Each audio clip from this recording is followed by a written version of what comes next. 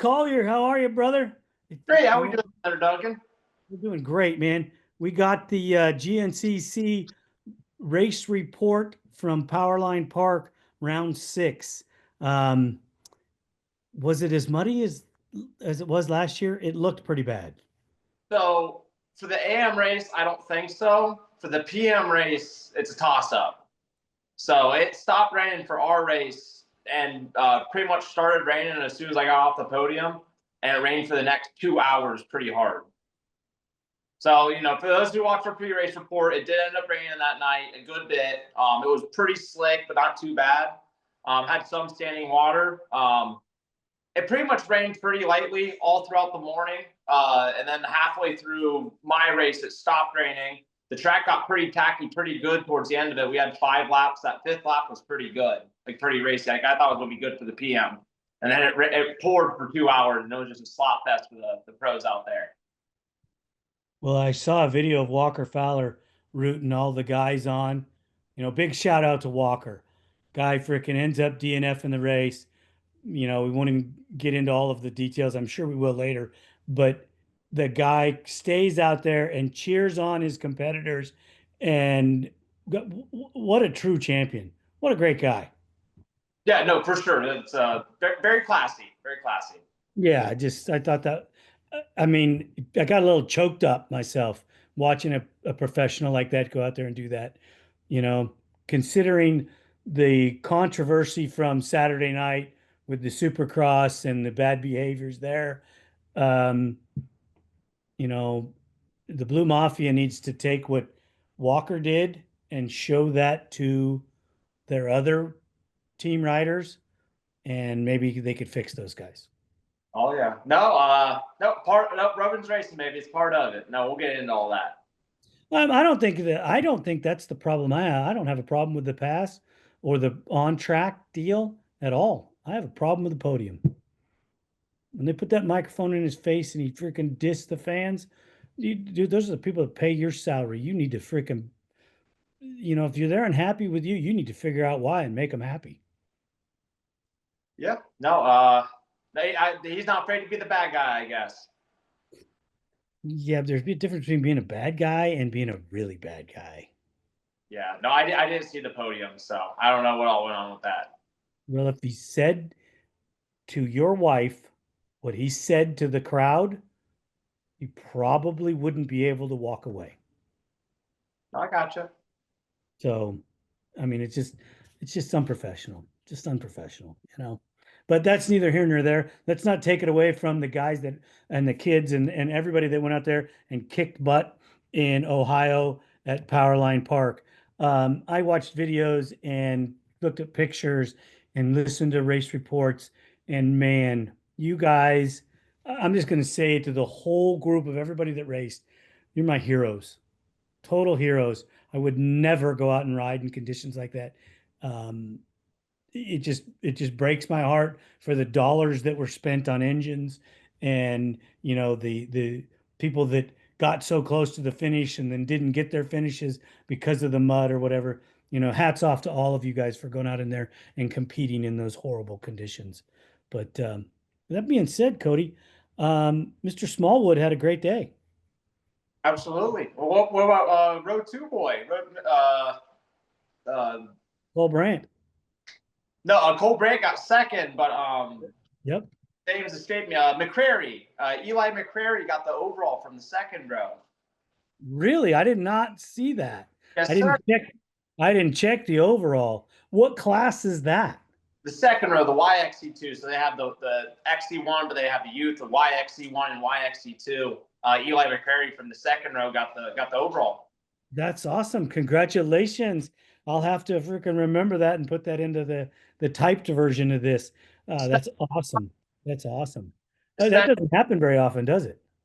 Especially in mud races, you gotta double check that.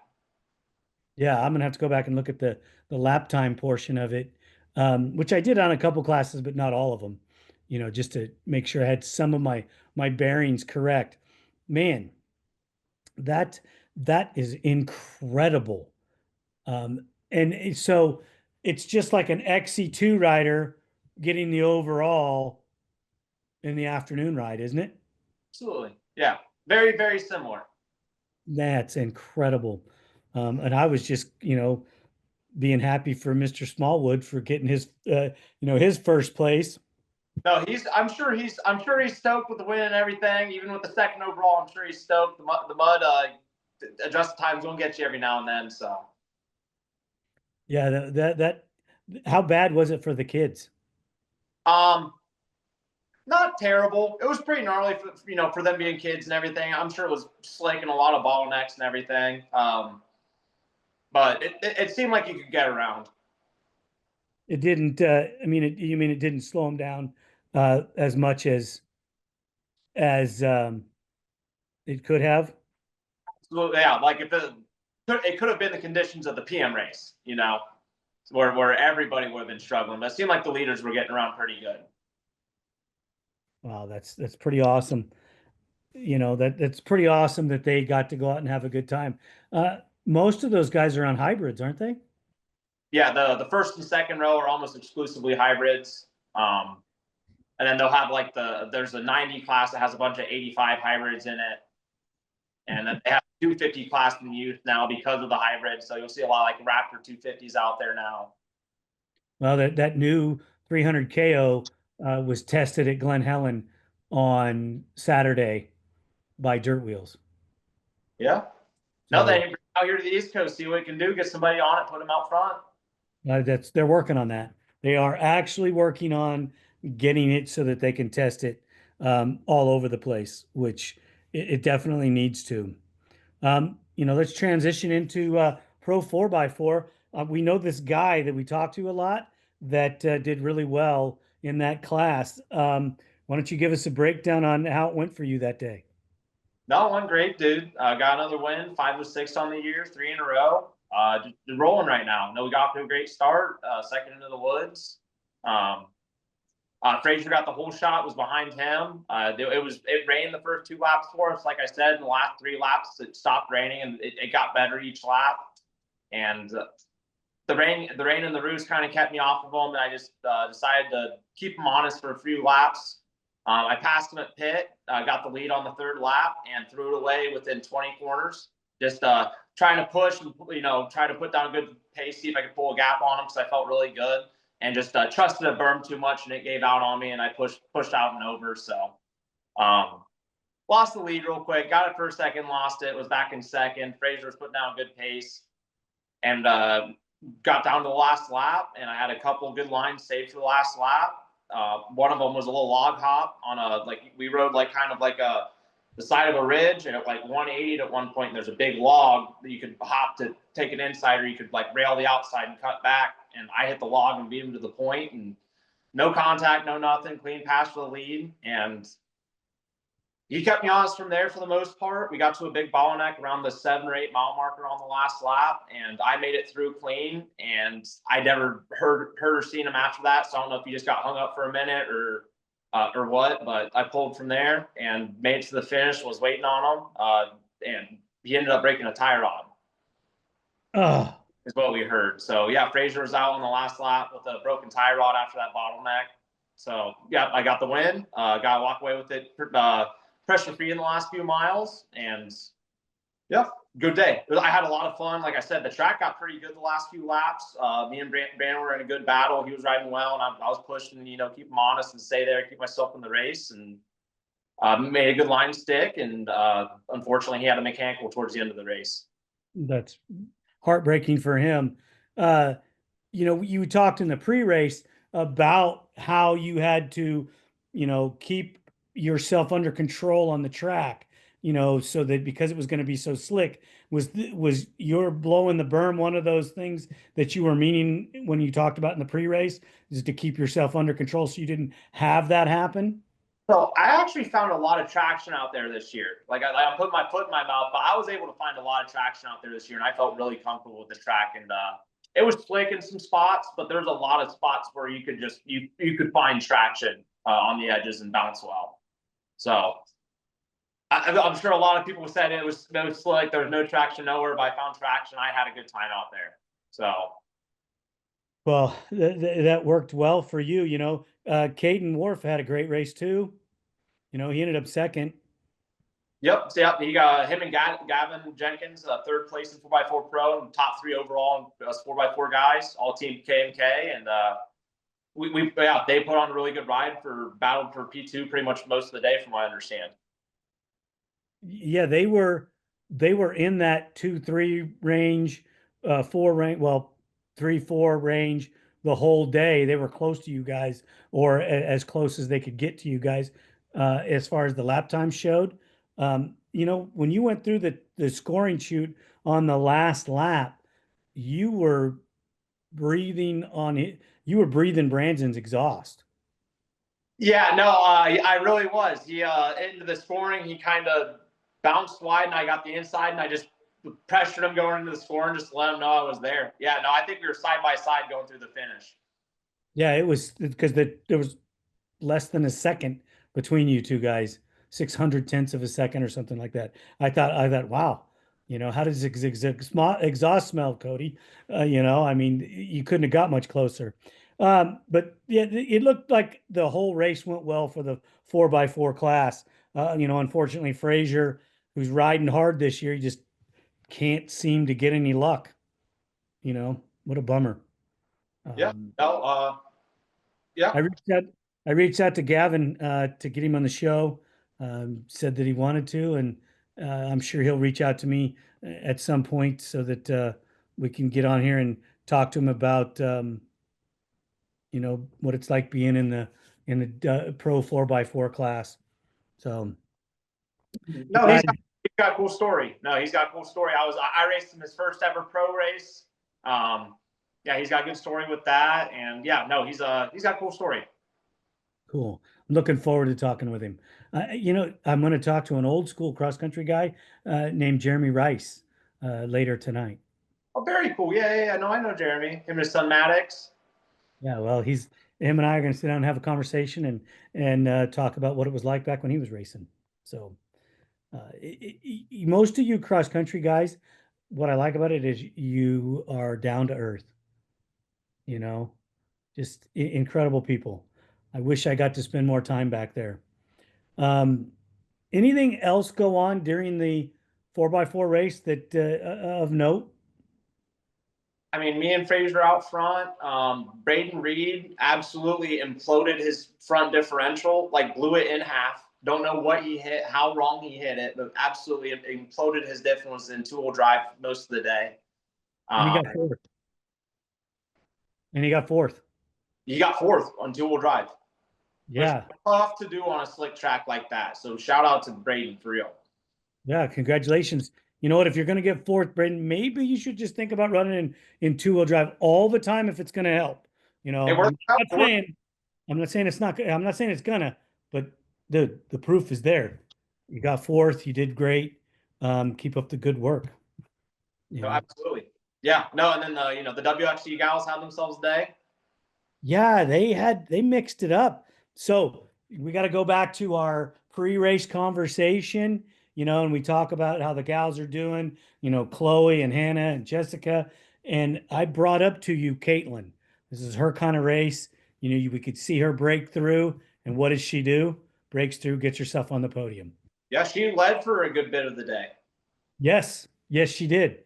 Um, it looked to me like she led until the lap 5. And something happened. She went from first to third. Not sure. Bottleneck maybe ran out of steam. Hasn't ran out front like that consistently all year. So not sure, but no, I'm sure. Sure, she's still happy with the podium and the great ride and being up front and being in the race. Jessica got fourth. We haven't seen Jessica off the podium in quite a while, and she was fourth. Yeah, she had something like 9 minutes back from Kate for third. So she had herself a tough day. She was still in the top 20 overall, but not her day. Wow, that's unlike unnormal for her. Maybe she, do you know if she had any mechanicals or just off day? I didn't hear anything about Jess's day. Avery Collins was seventh too, so she didn't really like it a whole lot either. Yeah, she was. I think she was second place out of people who finished 4 laps, right behind Brandon. So she had a mechanical on the last lap. Oh, bummer. Yeah, there were some people I said in the beginning that, rode hard all day long and then, you know, something happened to them at the end or, close to the end, which took them out. In a conditions like that, anything, as you've been telling me for years, anything can happen at any given moment on a cross country race. But it's even worse in the mud, right? Yeah, no, absolutely. It's yeah, the mud's an ultimate equalizer. You know, the guys that are really fast on loose tracks, it's kindly slows them down and keeps everything interesting and tight. And the lappers and the bottlenecks and just all the different variables you got to deal with definitely make them way more interesting than a dry race. Yeah, it's I can't even imagine what it would be like, to be leading the race, you doing your thing, and you just get that front wheel just a smidge off the trail and it sucks you into the bushes, or into the woods. And, tear jerking, you just ruin your whole day because now all that work you do, you got to fight back, get yourself out, and then pass all those guys, again, or to get yourself back into the front. Unbelievable. It really does make it tough. Yeah, and then on top of that, just the survivability of it, making sure you got goggles all day, trying to keep your hands and seat dry, and just all of that on top of it, keeping mud out of your radiator, making sure you don't burn your clutch out. Yeah. Is that something that you guys have problems with? Can you fry the clutch in your machine as well, or is it frying the belt? It's the belt. I mean, you can if you overheat a clutch over time, you can have problems, and then you can have malfunctions and stuff, of course. But 99% of the time, it's going to be your belt. But we on my national bike, we just do every single race brand new belt on the national bike. It's cheap enough for what it is to get a new one every race for the nationals. We could probably get two or three. The way me and Brandon ride, we can probably get maybe 3 rides out of the belt. Wow, that's incredible. And there's people that ride them for years. Yeah, absolutely. No. My dad still got the same one in his 2008 that he rides around the cabin or whatever. That's awesome. Hey, Dad, maybe we could pick it up a little, just a little. I mean, I'm not saying a lot, just maybe a little. It's not it's not the destination, it's the journey. Right on, right on, right on. Chloe Harper put in a great ride, ended up second, and I didn't get to see the interval between her and Hannah, but Oh, you know, man. well, Hannah had a day. I think she does better in the mud than she does when it's dry. Um, she didn't lead the whole day, but she was there fighting her way through, you know. Yeah, no, put herself in a good spot. No, she's a smart rider. I'd say I'd call her a smart rider. So just gets through bottlenecks clean, keeps the bike moving, stays out of trouble more often than not. So just yeah, kept herself in the right spot all day and took advantage of the opportunity what came her way. That's great. That's great, for her. She needed a second win, needed a little boost. It didn't shake up the points. Now it solidified Chloe in the lead. Hannah's in second. So it did move Jessica into third, but they're still so tight. One bobble, you get off the podium and it's going to move you around in the points quite a bit. Yeah, no, it's tight in that class up front. Just before yeah, it's super interesting. It's going to be tooth and nail all year, and then you got to count their drops. I think they get 2 drops for points. So at the end of the season, it's really going to get dicey. Right, right. Um, I already switched. I believe they're 5 points separating Hannah and Chloe, and less than that, Jessica and Hannah. But what I forgot to look at was where Caitlin was with that third and Avery getting seventh. I didn't know if it changed them in the order at all. I didn't check points either. I just looked at results and some lap times and Right, right, right. Yeah, it's a great class that's super competitive. As we shift into the gears into the afternoon with 2 hours of rain, because you've done this for so long, what goes through your mind when you're sitting in the trailer and it's just pouring down rain and you know you got to go out there and race? What are you thinking? There's two types of people. There's people that dread it and they're going to struggle, and there's people that embrace it, and they're the ones that do well. So just if you're going to get wet, so be part of it. Do what you can to stay dry for as long as you can, and when it's time to go racing and get wet, just hope you did your prep right. Do you think it's better to have the What? over amount of water to What is keep the it? radiator cool? One more time. Do you think it's better to have, hey, big guy, what's going on? Oh, he wants to go outside. He's scratching the door. Yeah. You want to let him out real quick? No. He's great. He's great. Okay. Um, it's so big. Unbelievable. So big. Um, Big baby. so do you think it's better to have a lot of water to flush the radiator or have it stop raining and have less water? It depends at what condition the track's already at and how much rain we talking, and so for my race, it dried out beautifully, and I think the conditions would have been perfect for the PM if it stopped raining when it did.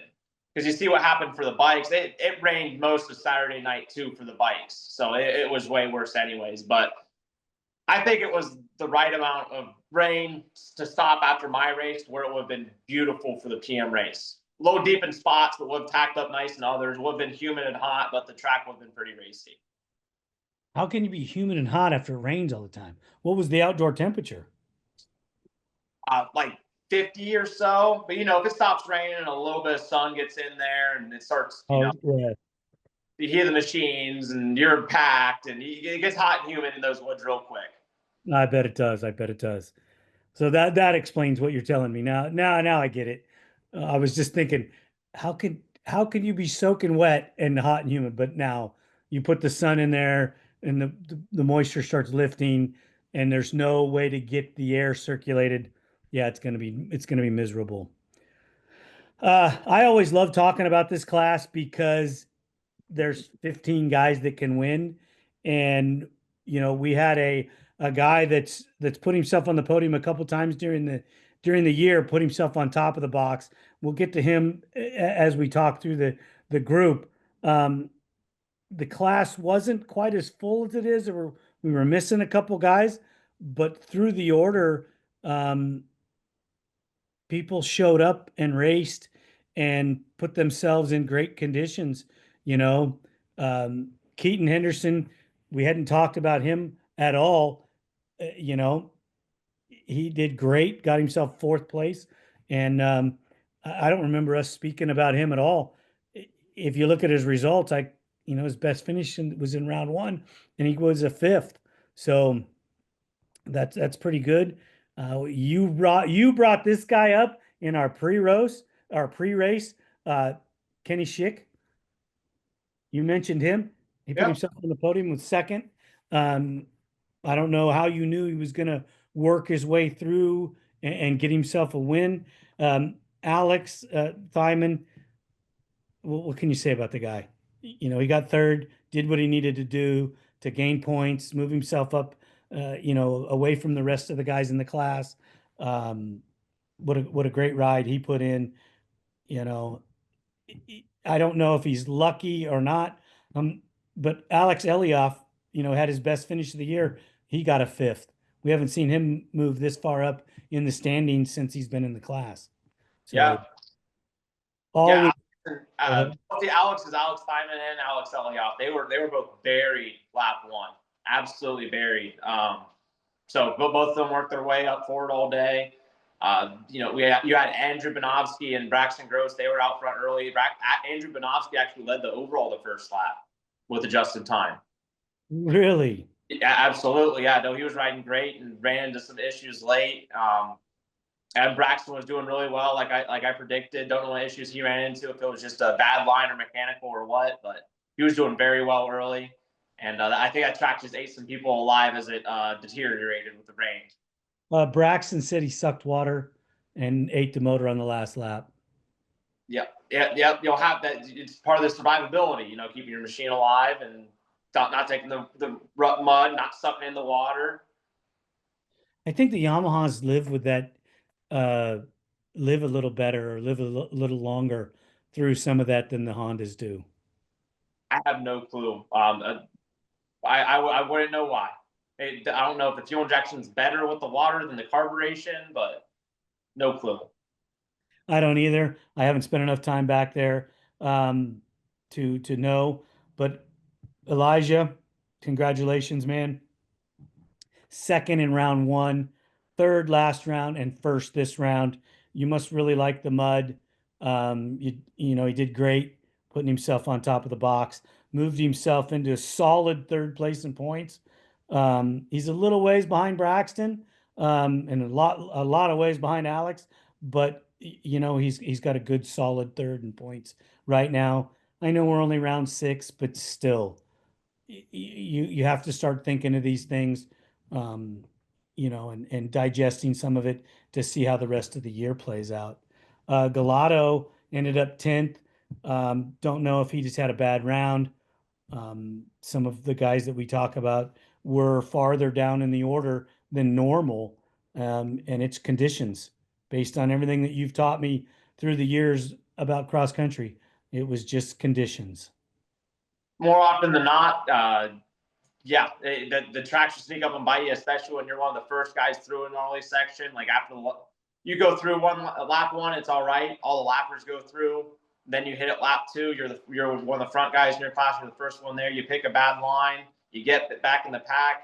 You get to the next bad section. There's a few people in your class stuck in front of you because you just got stuck. You choose another bad line. It happens real quick. Yeah, and it's super easy to catch bad lines, I'm sure. Yeah, no, yeah. With the way that track deteriorated with all the rain, there's a lot of sections that just got frame deep, four lines wide. Wow, that's just so. I know that you said to me in the beginning, of this section, that there's guys that are going to be able to deal with it and guys that aren't. But it's just got to play with your mind so much. The overwhelming amount of mud and water. Even the strongest guys or the guys that love it still have to be distracted to a point. It's just, it means as much to you as you let it, I guess. Like to me, it's just, I'm a mud rider. I love the mud. So it's never bothered me. Just trying to beat the mud is the hard part. I don't mind the mud, but I don't always beat the mud. Right. Sometimes the mud beats me. So you gotta keep your goggles. You gotta try to keep your hands and seat dry so you can keep gripping on your machine in the sections that aren't, you aren't tidal waving yourself. Just try and be smart and stay ahead and race the best 2 hours you can, not the best first lap and blow all the holes and soak yourself that you can. Right. Right. I totally agree with that. It's still gotta be super frustrating, um, you know, with the distractions of the mud. I did see a pretty cool picture of you. Can't tell what color gear you have, can't tell what color your helmet is, don't even know what kind of bike you're riding. There's so much mud, but you got brand new, clear, clean goggles on. Yep. That was a good picture. Yeah, my 9.2 is clean. Keep my vision clean. Not a speck of dirt on them. It was unreal. You must have just put them on.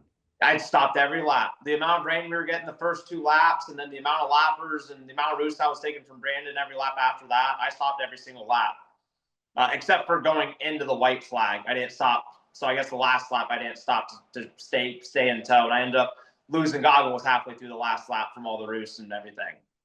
Oh wow. How were your eyes at the end of the race? Okay. They're good.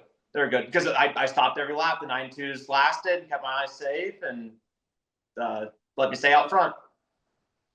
How many of the guys that you race against, or did you see other people stopping, or was it pretty common for everybody to stop like that? So I seen Brandon. He ran a bunch of tear offs over his roll offs, and I don't know if he was wiping his tear offs or what, but he never really stopped. He never stopped for goggles other than at pit, and he made his goggles last for a long time. Man, Place, hey, enough. Come here. I know that when the few mud races that we did, I seen guys taking goggle lenses and they would tape them on the end of their visor. Is that still tricks? You guys still do things like that? People do that. To me, it's just extra leverage for the mud to hang on. I don't like it. It's just more weight on the helmet. But you do see some people doing that. And there's all kinds of tricks. We used to see guys take two pair of goggles on the mud starts, when it was really bad. Yeah. So after they made it, through the first turn or through a couple turns, they would throw that, you know, top set of goggles off. Um, I yeah, seen Kennard do that one time, and I've actually done it a couple of times myself, and it works great. I yeah, didn't do that Powerline, but it does work great. yeah. I've never raced enough in the mud to do anything like that, but I've seen Eichner do it quite a few times, and um, just trying to do anything they can to make the goggles last as long as possible. I can't, like Austin Abney, you always see that guy taking his goggles off. I don't know how he even has eyes left, at this point in his life. It's super lucky. The amount of risk you take with that is one thing. It's one random rock branch coming in the wrong way. It happens quick. I definitely had some pain in my eyes from stuff flying in from having to take my goggles off. But yeah, and the super muddy races, the ones that they talk about, you need your goggles. It is kind of do or die without them. Like you will be in pain without goggles. Like dust races and races where it's tacky. If you don't have goggles, it sucks, but it's not painful after the race for the most part. Yeah, that's not true. Um, I've ridden in enough dust where you couldn't see, and it's like Nevada dust. That stuff will get through your goggles, get into your eyes, and for 3 days, every time you wake up in the morning, you've got a buildup of sand, in the corner of your eye. So there's pros and cons to all of it. It's not it's not comfortable. It's not painful though. It's definitely uncomfortable, but I want to say it's painful. Correct, correct. I totally 100% agree to that. Let's get through this last class. I'm just going to tell you right off, think this guy's a hero, and I was super happy with the way he acted during his DNF. Walker Fowler is one of those guys that I think is a true beacon of light in our industry. Feel bad for you, Walker. Good luck for the next round. Um, but yeah, that's all I got to say for that portion. The results in this class were mixed up quite a bit as well. Some of the people I thought would do better didn't. They had bad days, whether they got tangled up, slid off the course. Um, I don't know. You're probably going to have a better feel for it. You got to see some of it actually happen, I'm sure. Um, Wyatt didn't have a very good day.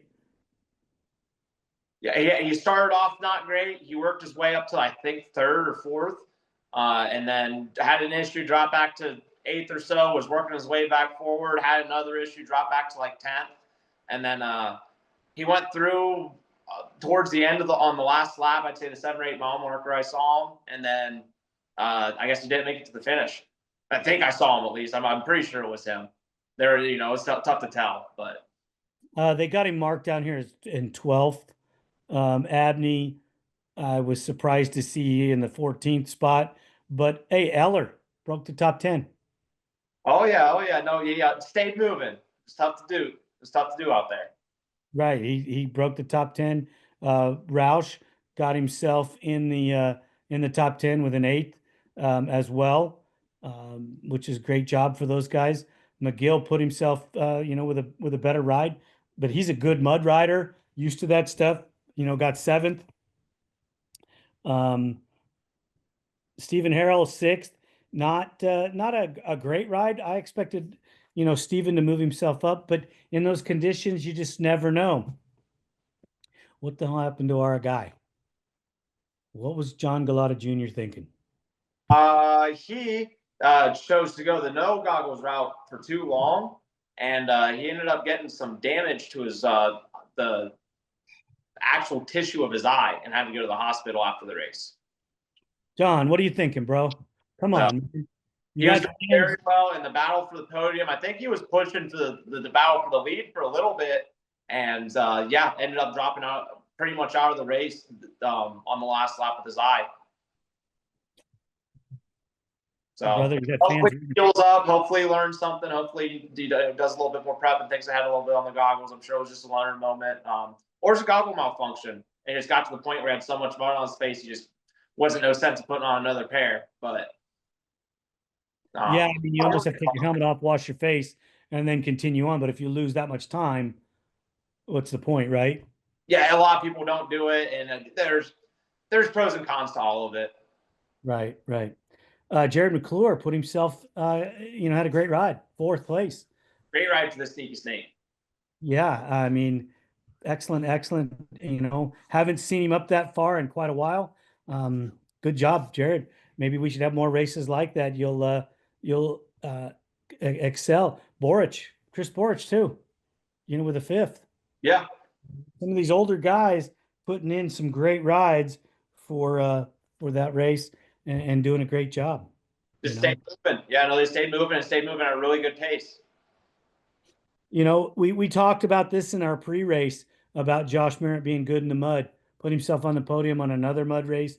Maybe it's conservative, maybe he's lucky, or maybe he just makes great decisions, but he gets himself in the right spot. With 3rd for the day. Bryson Neal. Are we just going to tattoo an S on the guy's chest? Yeah, no, I mean, maybe it's number 1 for a little bit. I mean, come on. Didn't have a stellar day, battled with the guys in the elements, but kept himself in contention, gets 2nd place, does great there. And awesome day for him. Points wise, he's 49 points out front right now. Yeah, no, he's killing it. Was in the battle for the lead. He had the lead for a little bit. Had some issues with the lapper from if I remember correctly, had some issues with the lapper and lost the lead towards the end of the last lap and just ran out of time. So he was there, got caught up in a racing incident, and second was way ahead for the day. Right on. And then Hunter Hart put it on top of the box. He's been bouncing around, trying to get back on the podium, trying to redeem himself, moved himself into 3rd in points and got himself on top of the box. You could tell by the look on his face how happy he was. And, I think he's still smiling, today. Great job to Hunter Hart riding through the mud and taking the win. No, for sure. No, absolutely. Not a lot of people can make Bryson pay for that mistake late. He makes them here and there, and Hunter was just close enough to capitalize on it.